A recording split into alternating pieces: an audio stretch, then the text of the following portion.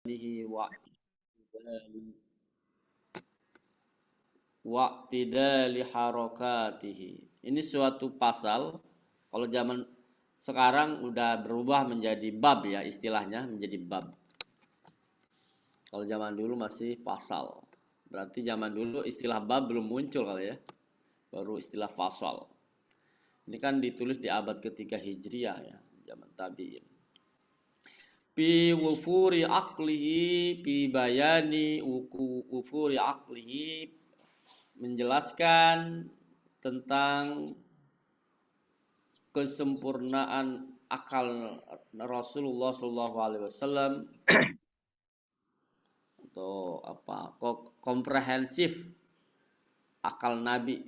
Jadi Nabi kalau melihat, memahami sesuatu bersifat komprehensif. Nah, kalau istilah ininya sekarang yang terkenal holistik ya. Nabi dalam memahami sesuatu itu holistik ya.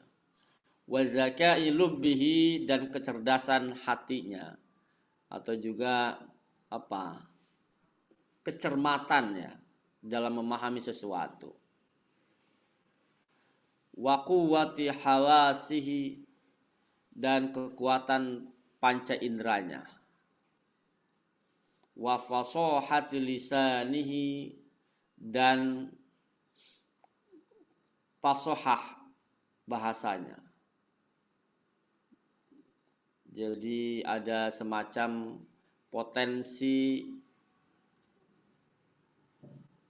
yang melekat secara mandiri kan gitu. Fasohah lisani itu. Potensi kemampuan berbicara yang melekat. Jadi mutakallim, istilahnya itu dalam ilmu sastra Arab ada apa, fasohatul mutakallim. Wa i'tidali harakatihi, dan keseimbangan gerakan-gerakan Nabi. Jadi kalau Nabi melakukan apa ya, kegiatan itu kelihatan cantik gitu lah, kelihatan apa, indah dipandang ya, ya. Jadi dalam angle manapun selalu nampak bagus kelihatannya ya. Itu apa, tema yang akan dijelaskan oleh sang Syekh Qadiyat ya, di bab ini.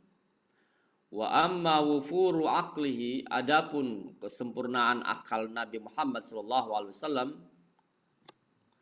wa zaka'u lubbihi, dan kecerdasan hatinya, wa quwwatu hawasihi, dan kekuatan panca inderanya, wa fasahatu lisanihi, dan kemampuan fasohah bahasanya, kemampuan berbicaranya yang apa ya, yang fasohah, yang entar dulu adik, biar udah nggak apa-apa. Wa i'tidalu harakatihi, dan keseimbangan gerakan Rasulullah SAW. Wa husnu syama'ilihi, dan baiknya syama'ilihi, apa, syamil itu cakupan, ketercakupan Nabi.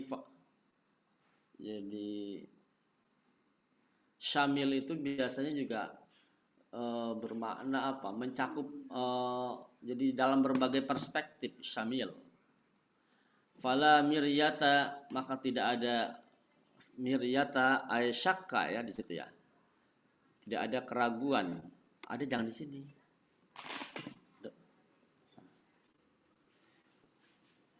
Annahu, bahwa Rasulullah sallallahu alaihi wasallam, karena kondisi Rasulullah aqalad nasi, yang paling banyak akalnya, wa azkahum, dan paling cerdas. Ini semuanya didasarkan kepada riwayat ya, pada hadis-hadis Nabi ya. Jadi beliau seorang tabi'in, mendasari ini berdasarkan riwayat. Cuman di sini riwayatnya tidak dicantumkan ya. Di syarahnya ada yang, kalau di syarahnya ada disantumkan. Wa man ta'ammala tadbirahu amra bawatinil khalqi wa zawahirihim. Dan siapa yang merenung tadbirahu, pengalaman Nabi tentang urusan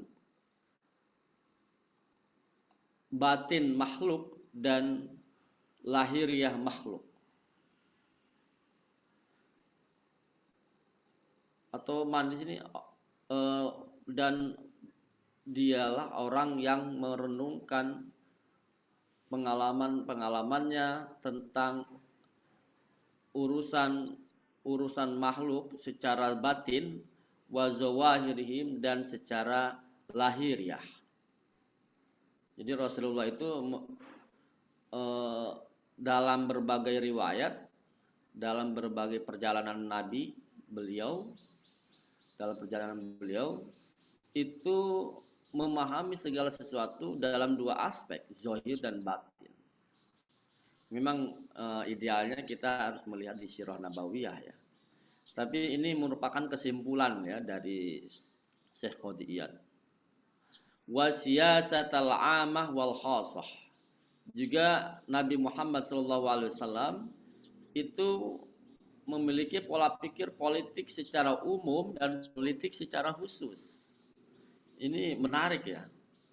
Kalau sekarang kan ada istilah high politik, gitu ya.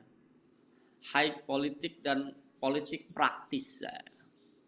Jadi Rasulullah mampu menggabungkan dua aspek ini.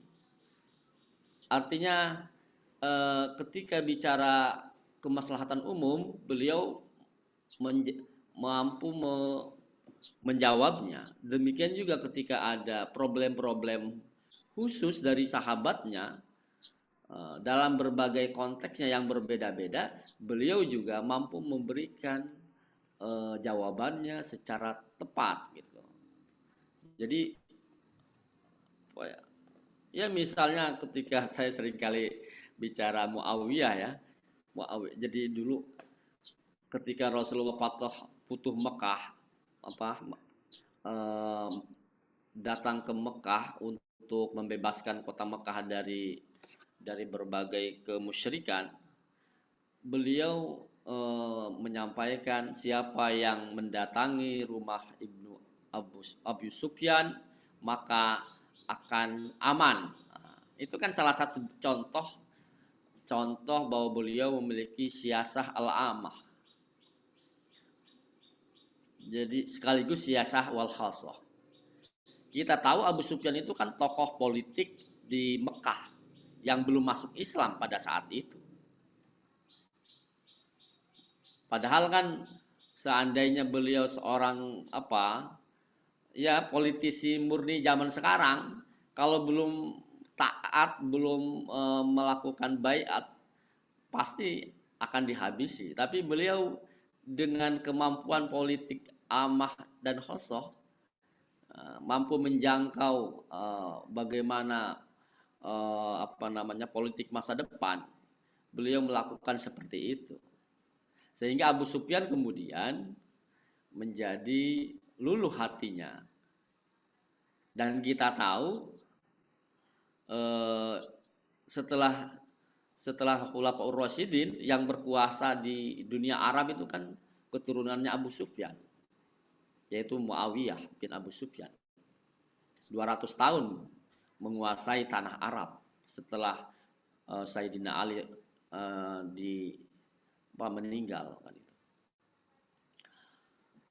Ma'ajibi syama'ilihi, dengan beserta keanehan-keanehan cakupannya.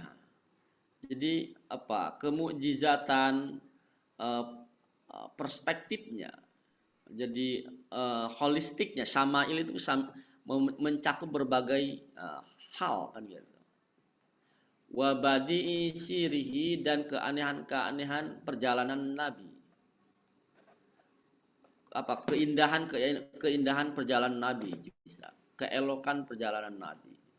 Jadi selalu indah bersama mengikuti perjalanan Nabi itu ya. Meskipun dalam kondisi beliau misalnya di istilahnya waktu itu diboikot ya oleh kaum Quraisy ya. Tapi selalu ada keindahan.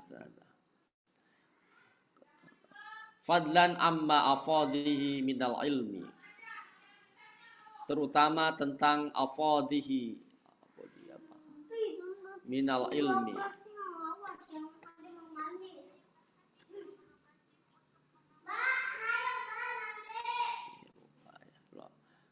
terutama tentang keilmuan ilmu-ilmu yang yang terbaik gitu ya. Saya lupa ya afodi ini nanti mungkin. Jadi intinya mungkin selalu ada nilai ilmiah lah dalam berbagai perjalanan Nabi gitu. Kalau dalam sekarang istilahnya nilai ilmiah ya. Ya kalau zaman dulu mungkin ya selalu ada nilai-nilai ilmu. Wa qarrarahu min syar'i duna ta'allumin sabaqa. Wa qarrarahu, dan Nabi menetapkan min syar'i daripada agama dalam menetapkan agama tanpa duna ta'allumin, tanpa belajar sabaqa terlebih dahulu. Wala mumarasatin taqaddamat, dan tanpa berpengalaman terlebih dahulu. Wala mutala'atin lil kutubi minhu, dan tanpa ada penelaan terhadap kitab-kitab sebelumnya. Lam yamtari, maka tidak ada keraguan fi rujhani aklihi. Yang tadi ay syakka la cara pakai seperti pakai sarung aja. Lam yamtari fi rujhani aklihi, seperti tidak ada keraguan fi rujhani aklihi, dalam ketajaman akalnya. Rujhan itu kan jadi kalau wa qaulu rujhan kan biasanya dalam kitab-kitab fikih ya. Dan pendapat yang terkuat artinya rujhanu akli itu akal yang mampu melihat dalam berbagai perspektif lah gitu.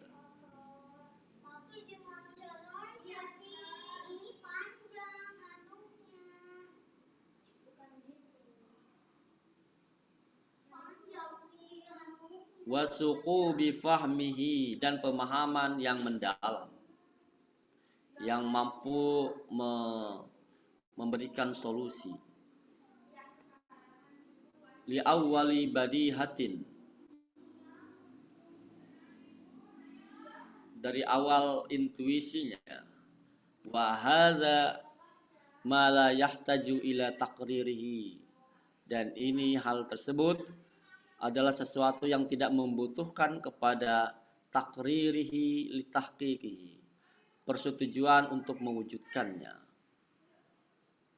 Artinya apa yang beliau kemukakan, apa yang beliau berikan, pemikiran-pemikiran yang beliau berikan itu bisa diwujudkan dalam berbagai konteks zaman itu sehingga disetujui oleh semua sahabat, karena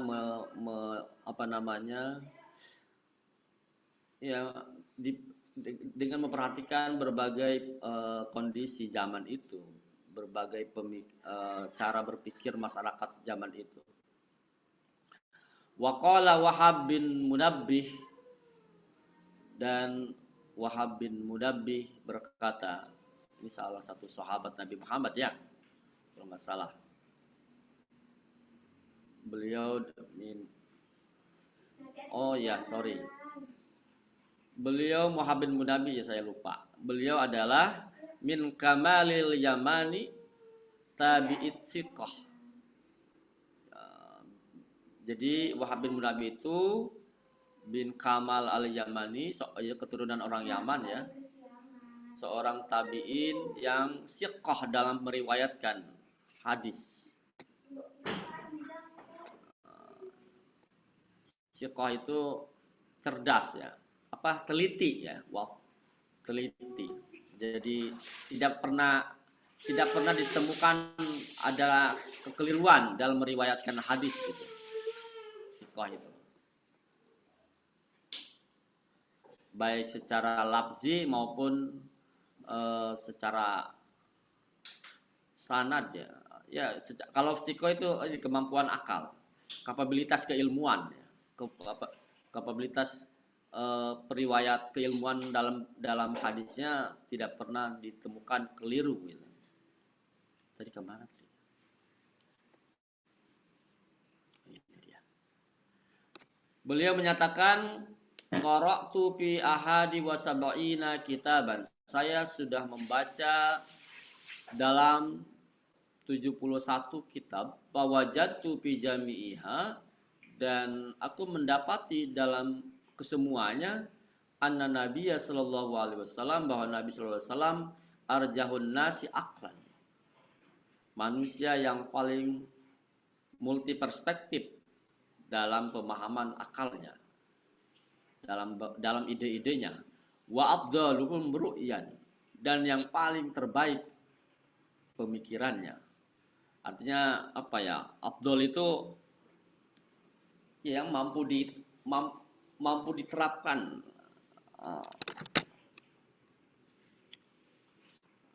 the best ya, afdal ya. Teruji lah, ide-idenya sudah teruji gitu. Wa fi ru'yatin ukhra, atau ya bisa diuji. Wa fi riwayatin ukhra, dalam riwayat yang lain. Fawajadtu fi jami'iha, aku mendapati dalam semua kitab annan nabiyya annallaha ta'ala lam yu'ti jami'an nas, bahwa Allah Subhanahu wa taala tidak memberikan kepada semua manusia min bad'id dunya ila inqidha'iha minal aqli, bahwa Allah Subhanahu wa taala dalam bacaannya Wahab bin Munabbih tidak pernah ada pernyataan yang menyatakan bahwa Allah Subhanahu wa taala tidak pernah memberikan kepada semua manusia. Artinya semua nabi dalam hal ini tentu saja ya. Dari semenjak awal dunia ini ada, dari semenjak Nabi Adam sampai inqidha'iha, hancurnya dunia. Jadi ini kayaknya buku-buku yang dibaca oleh Wahab bin Munabbih adalah buku-buku yang bisa jadi mengandung filosof atau konsep-konsep keagamaan yang kulturalistik ya. Minal akli, jadi Allah tidak pernah memberikan kepada semua manusia dari pertama dunia ini sampai akhir dunia ini, kiamat, akli. Jadi dari pemikiran fi jambi aklihi, dari dalam jambi aklihi sallallahu alaihi wasallam, dalam akal Nabi yang begitu cair itu ya, ila kahabbati ramlin baina rimalid dunya, kecuali seperti biji ramli seperti biji pasir di antara pasir-pasir dunia. Apa ya ini istilah apa ya? Istilah Arab sepertinya ini. Jadi pemikiran Nabi itu mampu hidup di antara pemikiran-pemikiran lain yang katakan tidak mampu, tidak seperti, jadi pemikiran lain seperti kalau diumpamakan itu seperti pasir mungkin ya. Kalau pemikiran Nabi Muhammad itu seperti biji di antara pasir-pasir itu. Jadi dia mampu mampu hidup pemikirannya gitu. Kurang lebih gitulah. Ini biasanya istilah-istilah ungkapan-ungkapan Arab ya.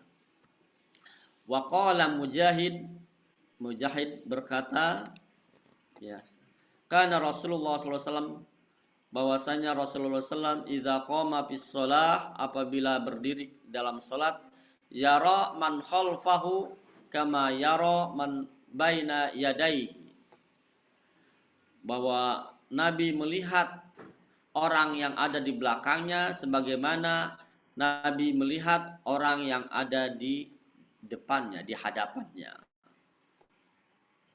5 itu kita lihat. Azzahu Suyuti fil manahil ila Ibnil Munzir wal Baihaqi an Mujahid mursalan bihadzal lafz. Jadi ini diperkuat oleh Imam As-Suyuti dalam kitab Manahil, juga pada Ibnul Munzir wal Baihaqi dari Mujahid dengan hadis mursal. Mursal itu ada salah satu perawi yang tidak disebutkan. Ya.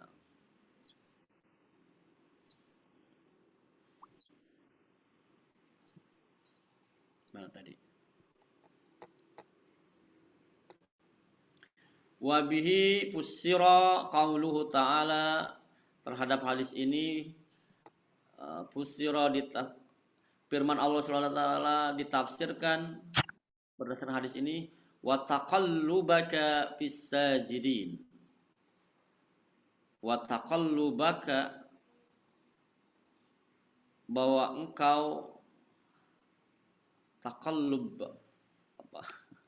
Bolak-balik fis sajidin di antara orang-orang yang bersujud ya. Coba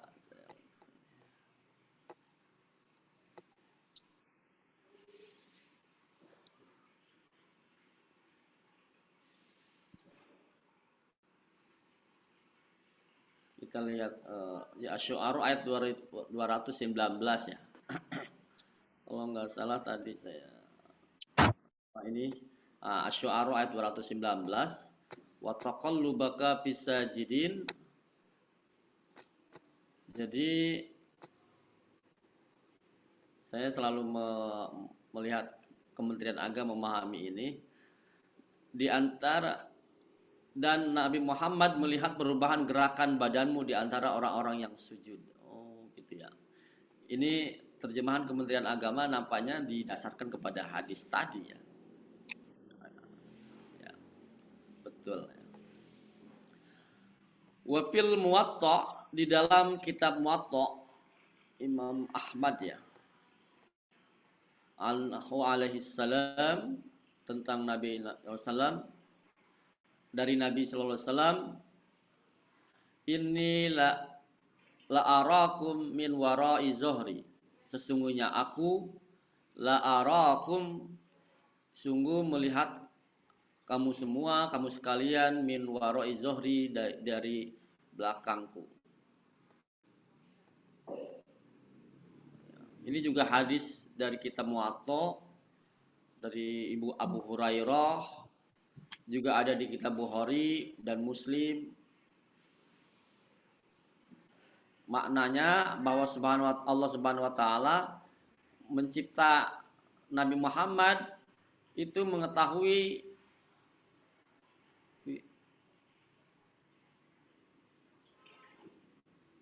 bahwa Nabi Muhammad melihat orang yang ada di belakangnya. Jadi memang ini sesuatu yang ini ya. Kita tahu bahwa dalam tradisi Kristen itu Nabi Isa alaihissalam ya, itu merupakan mukjizat, badannya merupakan mukjizat. Ternyata kalau kita baca kitabnya Syekh Qadhiyan berdasarkan riwayat-riwayat dari para sahabat yang melihat beliau, yang bertemu dengan beliau dan bergaul dengan Nabi Muhammad, itu nampaknya kita bisa juga nyatakan bahwa tubuh Nabi Muhammad juga merupakan mukjizat. Jadi kalau saya baca buku-buku Kristen yang menjelaskan tentang fisiknya Nabi Isa, itu kesimpulannya fisik Nabi Isa adalah mukjizat. Jadi tubuh Nabi Isa adalah tubuh Tuhan. Kenapa? Karena mengandung supranatural kan gitu. Bersifat memiliki karakter supranatural. Nah, dan ini juga ternyata ada pada diri Nabi Muhammad gitu. Gitu. Ya. Jadi banyak riwayat yang sehingga Nabi Muhammad bisa melihat orang yang ada di belakangnya.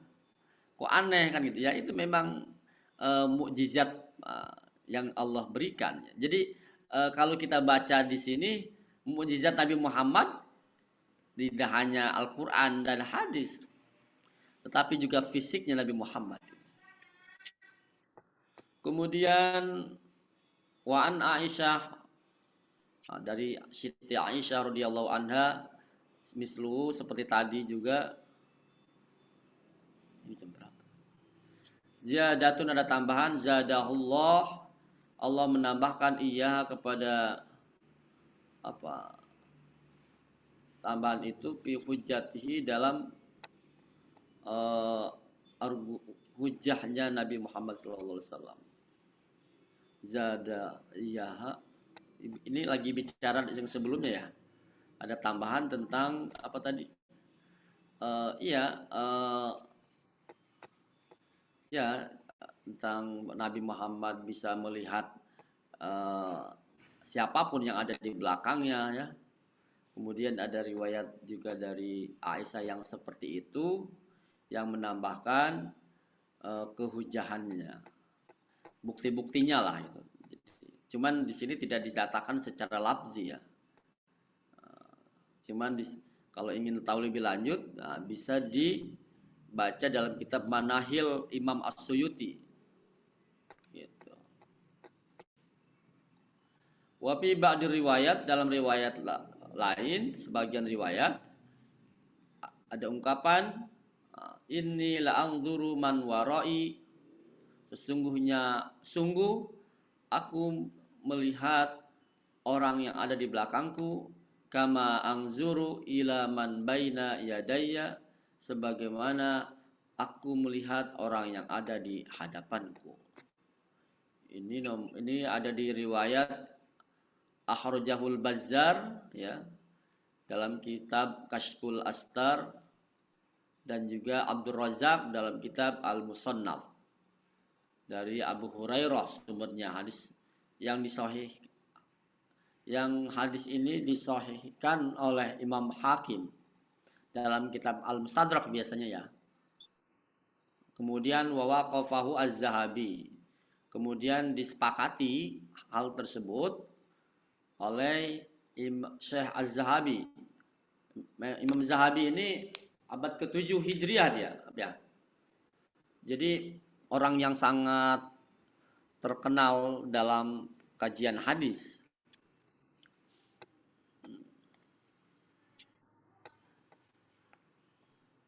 Dan beliau banyak ada syarahnya kalau nggak salah, itu syarah kepada Imam Muslim apa. Kemudian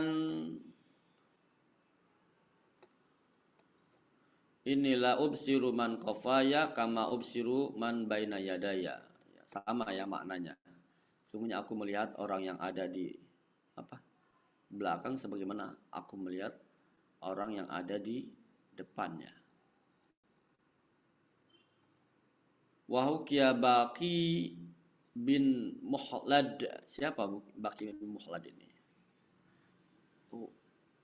Al-Qudwah Syekhul Islam Al-Hafiz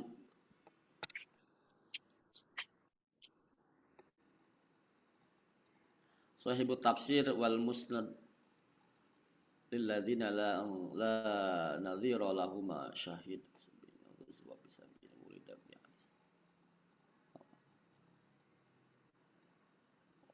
Ini ada di kitab Syiar A'lamin Nubala. Terkenal kitab ini. Kalau ingin tahu tentang sejarah-sejarah orang-orang berpengaruh, orang-orang tokoh intelektual zaman klasik, itu ada di kitab itu. Zaman Islam klasik.